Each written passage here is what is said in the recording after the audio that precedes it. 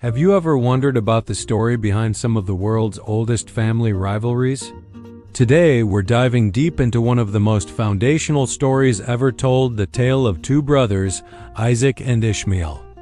This isn't just an ancient story. It's a narrative that has shaped history, cultures, and even the geopolitical landscape we see today.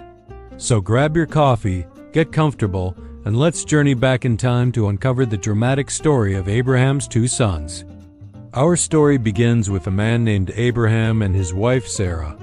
They were deeply devoted to God, who had made a monumental promise to Abraham that his descendants would be as numerous as the stars in the sky, and that through him all the nations of the earth would be blessed. It was an incredible promise, but there was just one problem.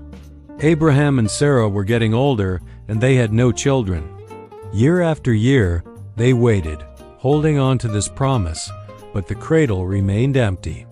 As time went on, doubt began to creep in. Sarah, feeling the weight of her age and her inability to conceive, came up with a plan. It was a common custom in their time. She suggested that Abraham have a child with her Egyptian handmaiden, Hagar. According to the customs of that era, any child born to Hagar would be considered Sarah's own. It seemed like a practical solution, a way to help God's promise along. Abraham agreed to Sarah's proposal. So Hagar conceived and gave birth to a son. He was named Ishmael, which means God hears, because God had heard Hagar's affliction. Abraham loved his firstborn son dearly. For 13 years, Ishmael was Abraham's only child, the apparent heir to the great promise. It seemed as though Sarah's plan had worked, and the lineage was secured through him. But the story was far from over. Then, when Abraham was nearly 100 years old and Sarah was 90, something truly miraculous happened. God appeared to Abraham again and reaffirmed his promise, but with a surprising twist. He declared that Sarah herself would bear a son. The idea seemed so impossible, so contrary to the laws of nature, that when Sarah overheard it, she laughed to herself. A baby at 90? It was unbelievable. But God's response was simple. Is anything too hard for the Lord? And just as promised, a year later, Sarah gave birth to a son. They named him Isaac, which means he laughs, a name that forever commemorated Sarah's initial disbelief and the ultimate joy that followed. The birth of Isaac changed everything. Suddenly, Abraham's household had two sons, two potential heirs. Isaac was the son of the promise, born miraculously to Sarah, the free woman. Ishmael was the son of the flesh, born through human planning to Hagar, the handmaiden. The stage was set for a conflict that would echo through millennia. The tension in the household became unbearable. Sarah saw Ishmael mocking Isaac during the feast, celebrating Isaac's weaning. Her protective motherly instincts flared up. She saw Ishmael not just as a playful older brother, but as a threat to Isaac's inheritance and his unique place in God's plan. She went to Abraham and demanded, "Get rid of that slave woman and her son, for that woman's son will never share in the inheritance with my son Isaac." This request shattered Abraham's heart. He loved Ishmael. The thought of sending his firstborn son and Hagar away into the wilderness was agonizing. Torn between his love for his son and his wife's demand, Abraham was in distress. In this moment of turmoil, God spoke to him, comforting him but also confirming Sarah's wishes. God told Abraham not to be distressed, promising that he would also make Ishmael into a great nation because he was Abraham's offspring. But God clarified, "It is through Isaac that your offspring will be reckoned." So, with a heavy heart, Abraham did as he was told. Early the next morning, he gave Hagar some food and a skin of water and sent her and Ishmael away. They wandered into the desert of Beersheba. Soon, their water was gone. Hagar, believing her son was about to die, placed him under a bush and went a short distance away, unable to watch him perish. She sat down and wept. But God had not forgotten them. An angel called out to Hagar from heaven, "What is the matter, Hagar? Do not be afraid. God has heard the boy crying as he lies there. Lift the boy up and take him by the hand, for I will make him into a great nation.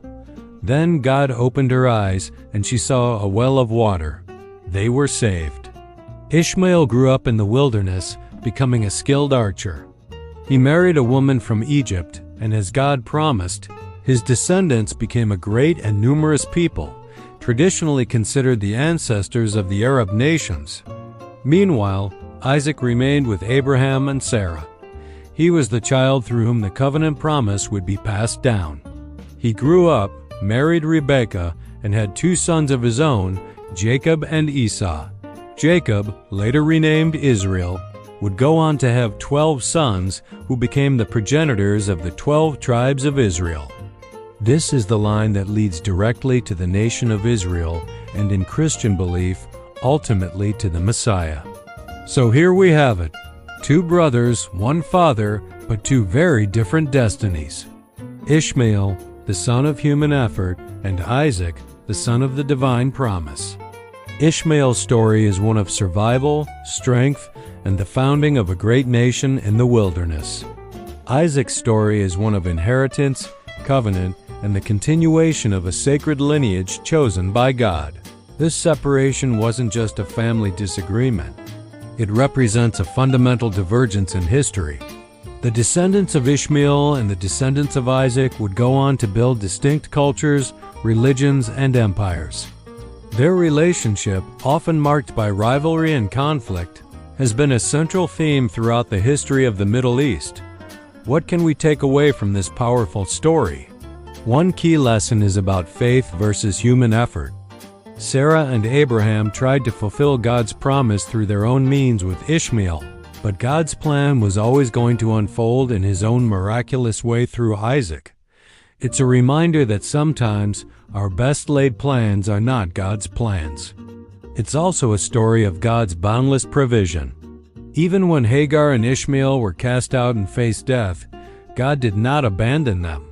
He heard their cries, provided for them, and kept his promise to make Ishmael into a great nation. This shows a God who cares for the outcast and whose grace extends beyond the central line of the covenant.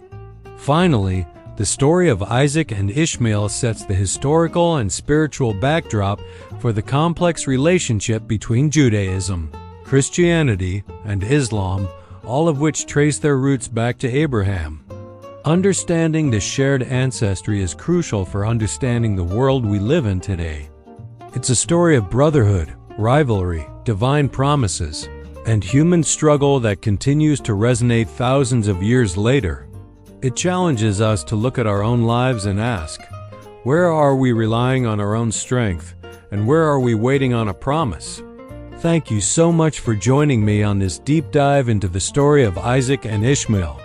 It's a complex and fascinating narrative with so much to unpack. What are your thoughts on this story? Let me know in the comments below. If you enjoyed this video and want to explore more foundational stories from history and faith, be sure to hit that like button and subscribe to the channel. We have a lot more to explore together. Thanks for watching, and I'll see you in the next video.